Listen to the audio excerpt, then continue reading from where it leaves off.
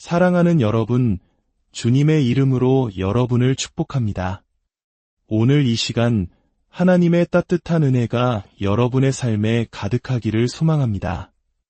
혹시 지금 끝이 보이지 않는 길고 어두운 터널을 걷고 있다고 느끼시나요? 간절히 기도하고 믿음으로 기다렸지만 아무런 변화도 보이지 않아 마음이 지치고 낙심될 때가 있으신가요? 꿈이 이루어지기를, 문제가 해결되기를 간절히 바라지만 현실은 여전히 제자리 걸음인 것 같아 힘드신가요? 오늘의 말씀을 듣기 전 잠시 여러분의 마음을 모아주시면 감사하겠습니다. 이 메시지가 여러분의 마음에 울림을 준다면 주변에 사랑하는 이들에게 공유해 주십시오. 주님의 은혜를 나누는 것은 우리에게 주어진 가장 큰 축복 중 하나입니다. 또한 저희 채널을 구독해 주시면 이 희망의 메시지를 더 널리 전하는 데 큰 힘이 됩니다. 이 귀한 사역에 동참해 주시는 모든 분들의 삶 위에 하나님의 평강이 넘치기를 기도합니다. 우리는 종종 하나님께서 우리의 기도에 즉각적으로 응답해 주시기를 기대합니다. 하지만 대부분의 경우 하나님의 일하심에는 기다림의 시간이 필요합니다. 그 시간 동안 우리 마음속에서는 온갖 부정적인 속삭임이 들려옵니다. 너무 늦었어. 진작 이루어졌어야지. 이제 와서 뭐가 되겠어? 하지만 기억하십시오. 눈에 보이는 것이 아무것도 없다고 해서 하나님께서 일하고 계시지 않는다는 뜻은 결코 아닙니다. 우리가 계속해서 믿음을 지키고 감사를 잃지 않으며 옳은 길을 묵묵히 걸어갈 때 마침내 변화는 시작됩니다. 많은 경우 기적은 그 순종의 과정 속에 숨어 있기 때문입니다. 누가복음 17장에는 10명의 나병 환자 이야기가 나옵니다. 당시 나병은 끔찍한 전염병으로 여겨져 환자들은 사회로부터 철저히 격리되어 살아야만 했습니다. 가족과 친구들로부터 버림받고 절망 속에서 하루하루를 보내던 그들이었습니다. 어느 날 예수님께서 그들이 있는 마을을 지나가신다는 소식을 듣고 그들은 멀리서 소리치기 시작했습니다. 예수 선생님, 저희에게 자비를 베풀어 주십시오. 저희를 고쳐주십시오. 예수님께서는 그 자리에서 그들을 고쳐주실 수도 있었습니다. 단 한마디 말씀으로 그들의 썩어가는 피부를 깨끗하게 하실 수 있었습니다. 하지만 예수님께서는 조금 다른 방식을 택하셨습니다. 그분은 이렇게 말씀하셨습니다. 가서 제사장들에게 너희 몸을 보이라. 이는 당시 율법에 따른 것이었습니다. 나병 환자가 병이 나았다고 판단되면 제사장에게 가서 확인을 받고 정결 판정을 받아야만 다시 사회의 일원으로 돌아올 수 있었습니다. 하지만 아직 병이 낫지도 않았는데 제사장에게 가라는 말씀은 상식적으로 이해하기 힘든 명령이었습니다. 그들은 이렇게 생각할 수도 있었습니다. 병이 다 낫고 내 피부가 깨끗해지는 것을 내 눈으로 확인한 후에야 제사장에게 갈 수 있지. 지금 이 모습으로 어떻게 가란 말인가. 하지만 진정한 믿음은 눈으로 보기 전에 먼저 마음으로 믿는 것입니다. 아무런 증거가 보이지 않을 때에도 하나님의 약속을 믿고 행동으로 옮기는 것입니다. 이 10명의 나병 환자들은 의심 대신 순종을 택했습니다. 그들은 제사장이 있는 곳을 향해 발걸음을 옮기기 시작했습니다. 그 길이 얼마나 멀었을까요? 아마 수 킬로미터에 달하는 하루 종일 걸어야 하는 길이었을지도 모릅니다. 길에서 마주치는 사람들은 그들을 보며 수군거렸을 겁니다. 아니, 저 나병 환자들이 어딜 가는 거지? 아직 병이 그대로인데 제사장에게는 왜 가는 거야? 처음 몇 시간 동안 그들은 자신의 몸을 내려다보았지만 아무런 변화도 발견하지 못했습니다. 마음속에서는 의심의 목소리가 커져만 갔습니다. 역시 헛수고야. 괜한 시간 낭비하지 말고 그냥 돌아가자. 하지만 그들은 멈추지 않았습니다. 그저 묵묵히 계속해서 걸어갔습니다. 아무런 나아질 기미가 보이지 않아도 피부에 아무런 변화가 없어도 그들은 1시간 또 1시간 계속해서 걸었습니다. 바로 그때 놀라운 일이 일어나기 시작했습니다. 한 사람이 무심코 자신의 손을 보았는데 피부가 조금씩 깨끗해지는 것을 발견했습니다. 여보게들, 내 피부 좀 보게. 나아지고 있어. 그 말을 들은 다른 사람도 굳어있던 손가락을 움직여 보았습니다. 내 손가락에 감각이 돌아오고 있어. 또 다른 사람은 외쳤습니다. 내 얼굴에 상처가 아물고 있어. 성경은 이렇게 기록합니다. 그들이 가는 동안에 몸이 깨끗하게 되었다. 만약 그들이 그 자리에 머물러 변화가 일어나기만을 기다렸다면 그들은 결코 기적을 경험하지 못했을 것입니다. 치유의 기적은 가는 것, 즉 순종의 행위 안에 있었습니다. 그들이 마침내 제사장에게 도착했을 때 그들의 몸은 모두 완벽하게 깨끗해져 있었습니다. 사랑하는 여러분, 하나님께서는 여러분의 마음에도 귀한 약속들을 심어주셨습니다. 건강을 회복시켜 주시겠다는 약속, 꾸어줄지언정 꾸지 않게 해주시겠다는 약속, 당신과 당신의 온 집이 주님을 섬기게 될 것이라는 약속을 주셨습니다. 하지만 어쩌면 이 나병 환자들처럼 지금 여러분의 현실은 아무것도 달라진 것이 없어 보일지 모릅니다. 병원 검사 결과는 여전히 좋지 않고 자녀는 아직 방황하고 있으며 사업은 나아질 기미가 보이지 않습니다. 그래서 낙심하고 포기하고 싶으신가요? 아닙니다. 그럼에도 계속 걸어가십시오. 계속해서 순종하고 계속해서 찬양하며 계속해서 감사하십시오. 바로 그 순종의 발걸음 속에서 기적은 일어날 것입니다. 눈에 보이는 현실에 좌우되지 마십시오. 오직 당신에게 주신 하나님의 약속만을 붙드시기 바랍니다. 하지만 목사님, 저는 여전히 아픕니다. 그럼에도 계속 걸어가십시오. 제 사업은 여전히 어렵습니다. 그럼에도 계속 걸어가십시오.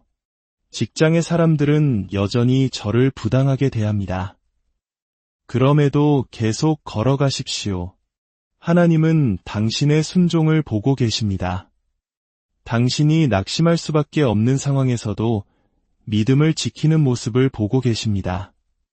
불평할 수밖에 없는 순간에도 찬양하는 당신의 목소리를 듣고 계십니다. 주저앉고 싶은 유혹 속에서도 믿음의 발을 내딛는 당신의 용기를 보고 계십니다. 저는 믿습니다. 여러분 중 많은 분들이 이제 곧 치유의 문으로 걸어 들어가게 될 것입니다. 자유의 문으로, 좋은 배우자를 만나는 축복의 문으로, 풍요의 문으로 걸어 들어가게 될 것입니다. 당신이 멈추지 않고 계속 걸어가는 한 하나님께서 당신의 삶에 얼마나 놀라운 일을 행하시는지 목격하게 될 것입니다. 구약 성경에는 남편을 잃고 막대한 빚더미에 앉은 한 과부의 이야기가 나옵니다. 가진 돈이 다 떨어지자 빚쟁이들이 찾아와 빚 대신 그녀의 두 아들을 종으로 데려가겠다고 으름장을 놓았습니다. 절망의 벼랑 끝에 선 그녀에게 하나님의 사람 엘리사 선지자가 찾아왔습니다. 엘리사는 그녀에게 물었습니다. 집에 가진 것이 무엇이 있느냐? 그녀는 대답했습니다. 기름 한 병 외에는 아무것도 없습니다. 그러자 엘리사는 이해할 수 없는 말을 합니다. 나가서 이웃들에게 있는 대로 빈 그릇을 빌려오너라. 최대한 많이 빌려오너라. 상식적으로 말이 되지 않았습니다. 빈 그릇을 빌려오는 것이 무슨 소용이 있단 말입니까? 그녀는 이렇게 반문할 수도 있었습니다.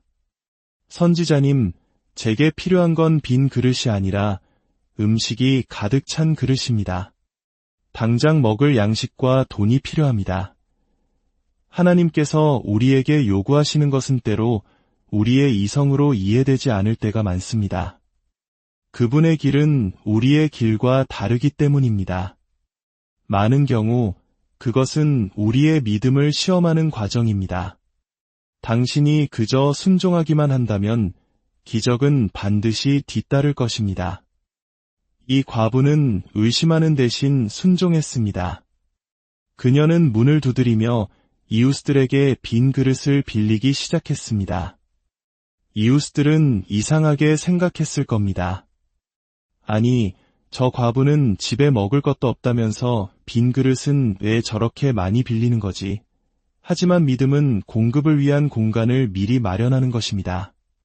우리는 기적이 일어날 때까지 기다리는 것이 아니라 아무런 징조가 보이지 않을 때부터 기적을 위한 자리를 만들어야 합니다. 온종일 그릇을 빌려 집으로 돌아온 그녀에게 엘리사가 말했습니다. 이제 내가 가진 그 작은 병의 기름을 빌려온 빈 그릇에 부어라. 이 또한 이상한 말이었습니다. 이 그릇에서 저 그릇으로 기름을 옮겨 담는다고 뭐가 달라지겠습니까? 하지만 그녀는 따지지 않고 순종했습니다. 작은 기름병을 기울여 첫 번째 빈 그릇에 붓기 시작했습니다. 그런데 놀랍게도 기름이 계속해서 흘러나왔습니다. 붓고 또 붓고 또 부어도 기름은 마르지 않았습니다. 그녀는 첫 번째 그릇을 가득 채우고 두 번째, 세 번째 그릇을 채웠습니다. 빌려온 모든 그릇이 가득 찰 때까지 기름은 멈추지 않았습니다. 그녀는 그 기름을 팔아 빚을 다 갚고도 남은 돈으로 두 아들과 행복하게 살 수 있었습니다. 이 모든 일은 그녀가 상식적으로 이해되지 않는 일에 기꺼이 순종했기 때문에 가능했습니다.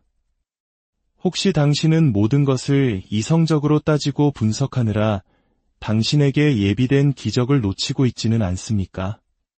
이제 오늘 이야기의 핵심으로 들어가 보겠습니다. 모세가 죽은 후 하나님께서는 여호수아를 이스라엘 백성의 새로운 지도자로 세우셨습니다. 그들의 부모 세대는 불평과 불신으로 인해 약속의 땅에 들어가지 못하고 40년 동안 광야를 헤매다 죽었습니다. 이제 광야에서 태어난 새로운 세대가 여호수아와 함께 약속의 땅을 목전에 두고 있었습니다. 하지만 그들 앞에는 거대한 장애물, 요단강이 가로놓여 있었습니다. 하필이면 우기였기 때문에 요단강은 범람하여 폭이 수십 미터에 달했고 녹은 눈이 섞인 것엔 물살이 모든 것을 집어삼킬 듯이 흐르고 있었습니다. 여호수아는 비슷한 장면을 본 적이 있었습니다. 젊은 시절 그는 지도자 모세가 지팡이를 들자 홍해가 갈라지는 엄청난 기적을 목격했습니다. 하지만 이번에는 달랐습니다. 200만 명에 달하는 백성들이 두려움에 떨며 지켜보는 가운데 여호수아도 모세처럼 지팡이를 높이 들고 기도했을 것입니다. 하나님, 이 물을 갈라주십시오. 그러나 아무 일도 일어나지 않았습니다. 하나님께서는 여호수아에게 내가 모세와 함께 있었던 것 같이 너와 함께 있을 것이라고 약속하셨습니다. 하지만 내가 모세를 위해 했던 모든 일을 너를 위해서도 똑같이 해주겠다고는 말씀하지 않으셨습니다. 하나님은 각 사람에게 고유한 방식으로 일하십니다. 당신은 다른 사람을 흉내낼 필요가 없습니다. 당신만의 소명 안에서 당신만의 믿음의 길을 걸어가면 됩니다. 강물은 갈라지지 않았습니다. 여호수아는 결단해야 했습니다. 여기서 돌아설 것인가 아니면 계속 나아갈 것인가 그의 마음은 확고했습니다. 우리는 여기까지 오기 위해 너무 많은 길을 걸어왔다. 여기서 멈출 수는 없다. 하나님께서 이 땅을 약속하셨다면 반드시 승리할 길도 주실 것이다. 여호수아는 제사장들에게 언약궤를 메고 앞장서라고 명령하고 모든 백성에게 외쳤습니다. 계속해서 앞으로 나아가라. 백성들은 수군거렸습니다. 여호수아, 당신 눈에는 저 성난 강물이 보이지 않소? 저기로 가면 다 죽을 뿐이요. 하지만 여호수아는 흔들리지 않았습니다. 그의 명령은 단 하나였습니다. 계속 걸어가라. 제사장들이 마침내 으르렁거리는 강물 바로 앞에 섰습니다. 이제 한 걸음만 더 내디디면 것엔 물살에 휩쓸려갈 판이었습니다. 그들은 마지막으로 여호수아를 돌아보았습니다. 이제는 후퇴 명령을 내리겠지. 하지만 여호수아는 단호하게 외쳤습니다. 계속 걸어가라. 성경은 기록합니다. 제사장들의 발이 물에 잠기는 바로 그 순간 기적이 일어났습니다. 거세게 흐르던 강물이 마치 거대한 벽처럼 멈춰 서기 시작했습니다. 그리고 200만 명의 이스라엘 백성 모두가 마른 땅을 밟고 요단강을 건넜습니다. 기적은 순종이 있을 때 일어납니다. 하나님은 우리에게 모든 계획을 자세히 알려주시지 않습니다. 때로는 홍해처럼 길이 활짝 열리는 것을 먼저 보여주실 때도 있습니다. 하지만 때로는 요단강처럼 우리가 먼저 믿음의 발을 내딛기를 기다리십니다. 당신의 발이 젖는 것을 두려워하지 마십시오. 아마 여러분 중에도 지금 자신만의 요단강 앞에 서 있는 분들이 계실 겁니다. 아무리 기도해도 상황은 변하지 않고 문제는 오히려 더 커지는 것 같습니다. 전문가들은 불가능하다고 말하고 모든 상황이 당신에게 불리하게 돌아가는 것처럼 보입니다. 그것이 바로 하나님께서 일하실 때입니다. 하나님은 일부러 상황이 최악이 될 때까지 기다리실 때가 있습니다. 그리하여 마침내 상황을 역전시키셨을 때 모든 사람이 그것이 전적으로 하나님의 은혜요, 하나님의 능력임을 알게 하시기 위함입니다. 포기하고 싶은 유혹이 들 때 여호수아의 목소리를 기억하십시오. 계속 걸어가라. 당신은 기적의 문턱에 서 있다. 저 강물은 곧 갈라질 것이다. 당신이 보기에 길이 없다고 해서 하나님이 길을 내실 수 없는 것이 아닙니다. 당신이 불가능하다고 느껴질 때가 바로 하나님께서 초자연적인 일을 행하실 때입니다. 당신이 해야 할 일은 그저 계속해서 걷는 것입니다. 계속해서 믿고 기도하며 옳은 일을 행하는 것입니다. 그러면 당신이 열 수 없었던 문들이 열릴 것입니다. 의학의 한계를 뛰어넘는 치유가 일어날 것입니다. 당신을 묶고 있던 과거로부터의 자유를 얻게 될 것입니다. 적은 당신이 약속의 땅에 가까워질수록 가장 시끄럽게 당신을 방해할 것입니다. 넌 안 돼. 포기해. 내가 하는 일이 뭐가 되겠어. 그 모든 부정적인 목소리를 잠재우고 오직 당신에게 주신 하나님의 약속에만 귀를 기울이십시오. 하나님께서 시작하신 일은 그분께서 반드시 완성하실 것입니다. 지금 당신이 거대한 장애물, 범람하는 요단강과 마주하고 있다면 그것은 당신의 약속의 땅이 바로 그 건너편에 있다는 증거입니다. 당신의 발이 젖는 것을 두려워하지 마십시오. 당신이 믿음으로 한 걸음 내디딜 때 강물은 물러가고 질병과 빚과 문제들은 뒤로 밀려날 것입니다. 저는 믿음으로 선포합니다. 당신이 계속해서 걸어갈 때 나병 환자들처럼 치유와 은혜와 승진을 경험하게 될 것입니다. 여호수아처럼 당신 앞에 강물이 갈라지고 새로운 문이 열리며 장애물들이 무너져 내릴 것입니다. 당신은 마침내 당신의 약속의 땅에 들어가게 될 것입니다. 예수님의 이름으로 기도합니다. 혹시 오늘 예수님을 당신의 삶의 주인으로 모시기를 원하시는 분이 계시다면 저를 따라 기도해 주십시오. 주 예수님, 저는 죄인입니다. 저의 모든 죄를 회개합니다. 제 마음속에 들어오셔서 제 삶의 주인이 되어 주십시오. 저를 구원해 주셔서 감사합니다. 이 기도를 진심으로 따라 하셨다면 당신은 이제 하나님의 자녀가 되었습니다. 주님의 은혜가 여러분의 모든 길에 함께하기를 기도합니다. 다음 시간에 더 큰 희망의 이야기로